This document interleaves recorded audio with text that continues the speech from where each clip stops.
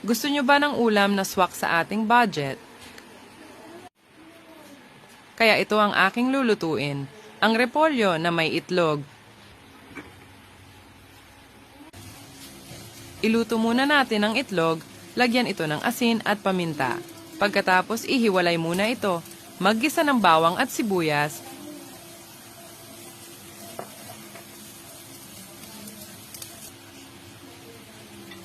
Isunod ang carrots.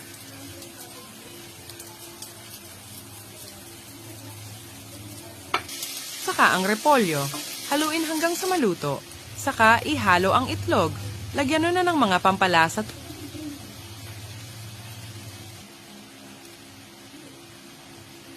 tulad ng oyster sauce, paminta, asin at pwede rin maglagay ng sili pero depende po ito sa inyo. Tikman kung ito ay tama na ang lasa at kung ayos na. Pwede nang ihain.